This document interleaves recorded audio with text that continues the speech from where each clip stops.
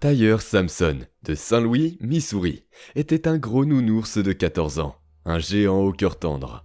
Son poids et sa taille faisaient de lui un joueur de football idéal. Il était connu pour se mettre en quatre pour aider les autres. On dit de lui qu'il est le genre d'enfant qui donnerait sa chemise à quiconque en a besoin. Son avenir s'annonce radieux, car il n'est pas seulement un excellent footballeur, mais aussi un élève brillant, avec de très bonnes notes. Mais le destin réservait autre chose à Tyler. Quelque chose de plutôt horrible et triste. Il est mort après être tombé de la tour de chute Orlando Freefall aux 230 mètres. Sa mort n'est ni plus ni moins qu'une négligence de la part du parc. Restez à l'écoute pour connaître les détails de la mort tragique de Tyler Sampson au parc Icon d'Orlando.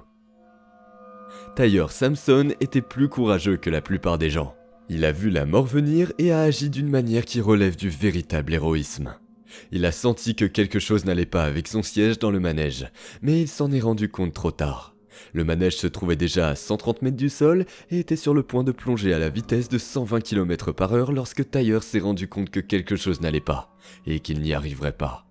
Il a paniqué et a essayé d'obtenir de l'aide. Mais il était assez sage pour savoir que personne ne pouvait rien faire pour lui, car il était trop tard. Il était tout simplement trop tard pour transmettre un message à l'opérateur afin qu'il arrête le manège de la plus haute tour de chute autoportante du monde. Même si lui et les autres passagers criaient à tue-tête, il n'y avait tout simplement pas le temps, car le manège n'était qu'à quelques secondes du début de la chute soudaine et excitante. Les coureurs assis à côté de lui dans l'énorme véhicule qui encercle la tour et qui emmène jusqu'à 30 coureurs au sommet de la structure ont remarqué sa panique, et ils étaient aussi désemparés que lui. Mais ils se souviennent de ces derniers mots courageux. « Je ne sais pas, mec, si je ne descends pas sain et sauf, peux-tu dire à mes parents que je les aime ?»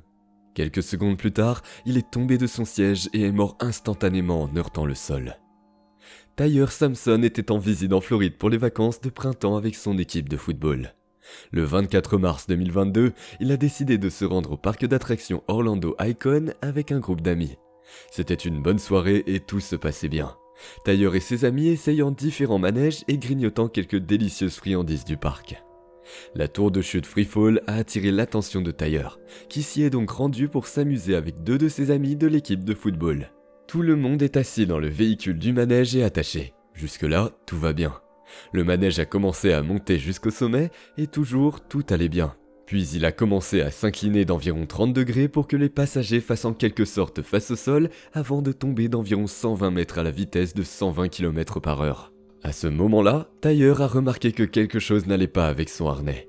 Même les gens au sol ont remarqué que quelque chose le dérangeait. Mais il était trop tard. Ses derniers mots à ses amis assis à côté de lui étaient déchirants.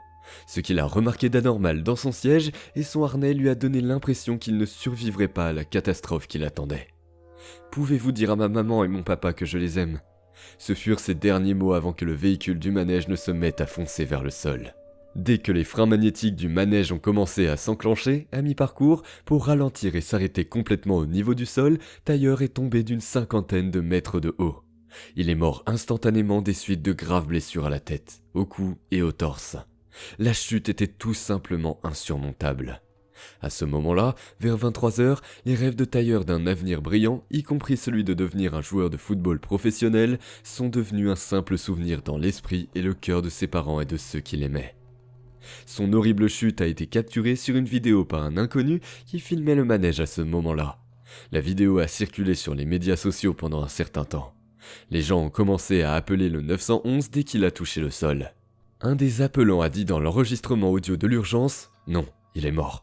Il est mort, il est mort, il est face contre terre, il y a du sang partout, il ne respire pas, j'ai vérifié son pouls, il n'y a pas de pouls. » Les enquêtes préliminaires ont montré que les documents du département de l'agriculture et des services aux consommateurs de Floride indiquaient que la tour de chute Freefall avait passé l'inspection le 20 décembre 2021, juste avant l'ouverture officielle pour Noël.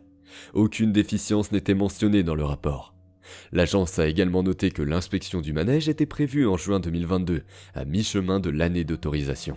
Juste après l'incident, le manège a été temporairement fermé jusqu'à nouvel ordre, le temps d'enquêter sur l'incident. Cependant, selon un rapport récent, il est maintenant prévu que le manège soit démantelé. Les enquêteurs ont également découvert que le manuel d'utilisation du manège indique que la limite de poids du conducteur est de 130 kg, alors que la victime, Tyler Sampson, mesurait un peu plus d'1,80 m et pesait 173 kg. Ce seul fait signifie que Tyre n'aurait pas dû être autorisé à prendre le manège Freefall Drop. Le parc a tout simplement échoué dans la formation du personnel sur la manière de repérer les personnes qui seraient en danger si elles prenaient le manège en raison de problèmes de poids.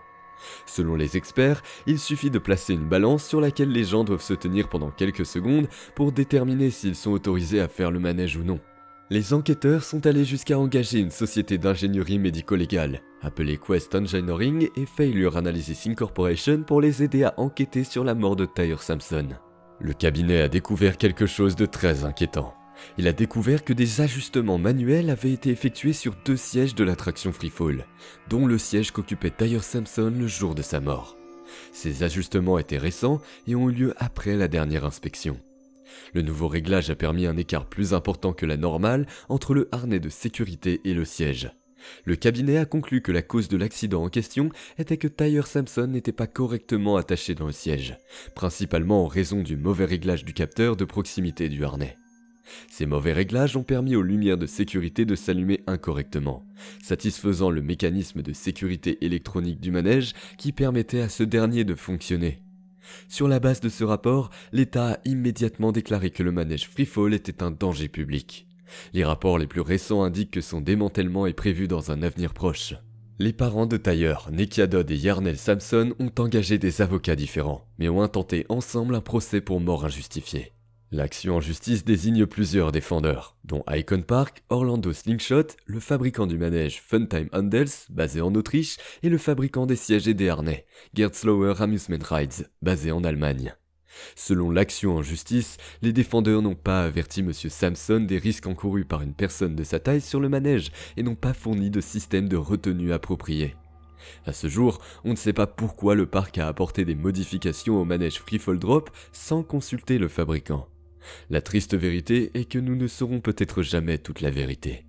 Mais le fait est que si le parc n'avait pas été négligent, Tyre Sampson serait encore en vie aujourd'hui, probablement en train de s'entraîner sur le terrain avec son équipe de football.